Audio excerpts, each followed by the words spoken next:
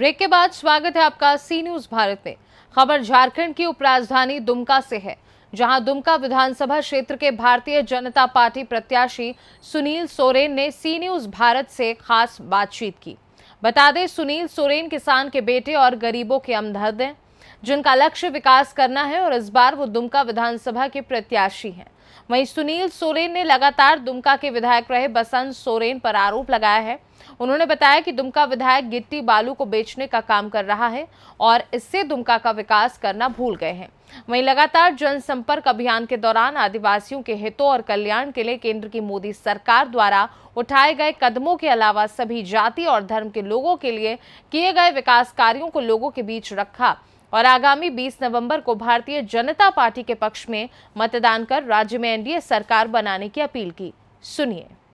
वो महान हस्ती है जो सांसद थे, दुमका लोकसभा के सांसद थे और दुमका लोकसभा जो हाई वोल्टेज केंद्र माना जाता है, क्योंकि इस जगह पर लगातार झारखंड मुक्ति मोर्चा का गढ़ था और आदरणीय शिबू सोरेन जी को, गुरु जी को हराने के बाद सुनील सोरेन जी दुमका लोकसभा पर विजय हुए।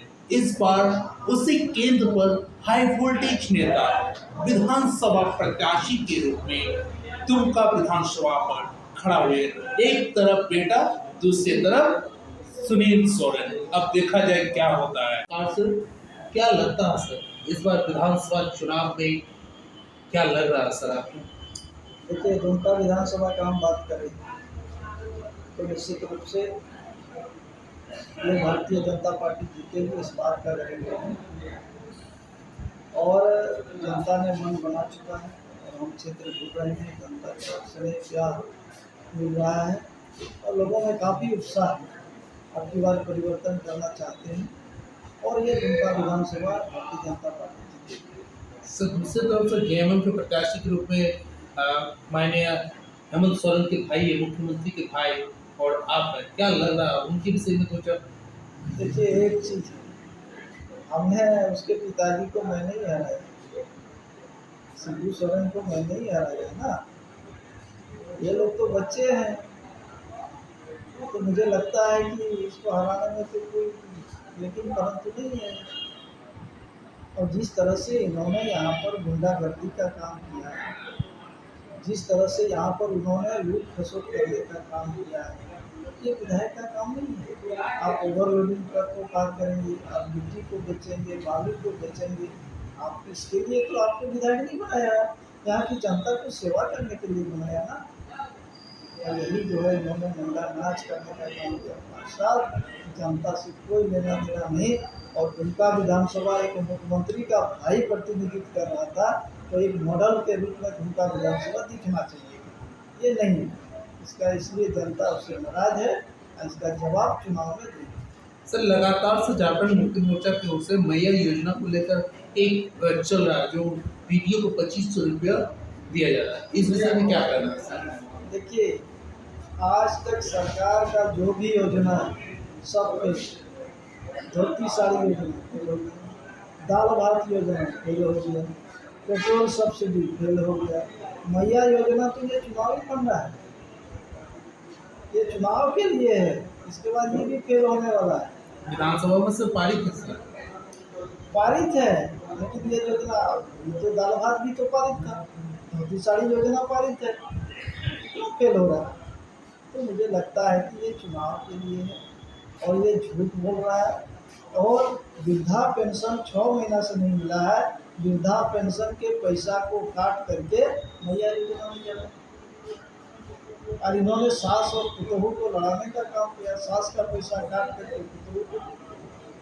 तो मुझे लगता है कि ये जनता समझ रही है, ये जो है चुनाव में वोट ले लेगा, ये योजना को फेल देगा। इसलिए जनता पहले सतर्क हो गई है और वो जो है पहले भी झूठ बोला है, बेरोजगार भत्ता देंगे, 3 लाख का आवास होगा, कितनी वादा किए हैं, 5 लाख जो है बहाली करेंगे, सब फेल।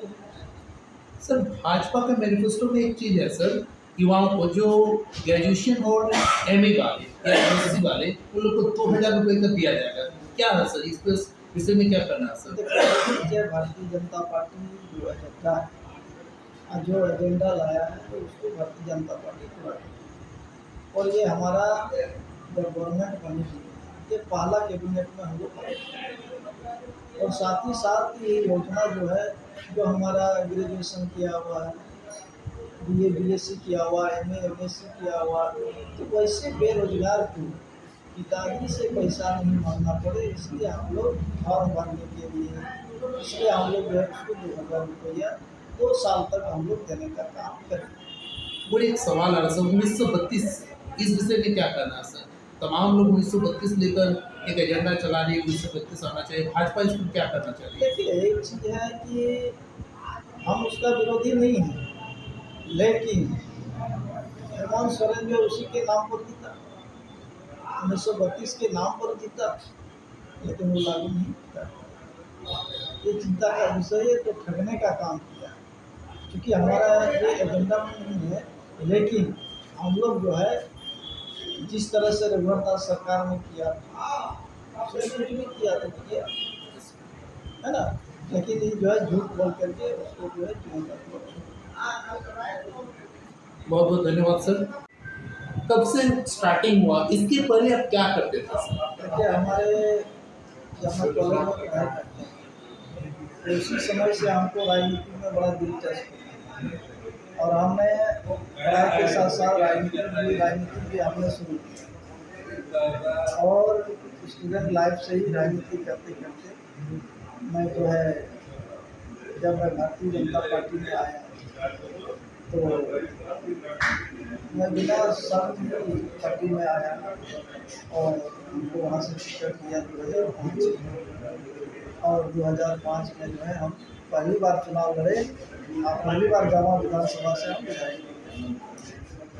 उसके बाद मैं 2009 में लोकसभा लड़ा, 2014 में लोकसभा लड़ा, 2019 में जिसको मैं शिबू सोरेन को हराया, फिर जो है मैं आज उनका विधानसभा का प्रत्याशी, ये दूसरा हमारा विधायक के रूप में चुनाव लड़ना होता है। सर, नेता के पहले क्या आप पोल्ट्री गाड़ी के ऑनर थे? ऐसा कुछ एक हमारे पास सवाल आ रहा है सर, किसी भी सोचे आपसे पूछ लेते हैं सर। उसमें ग्रुप में हम लोग बेरोजगार लोगों का 10 की ग्रुप थी, और उसमें जो है हम लोगों को जो है अनुदान बस किनके द्वारा मिला था सर?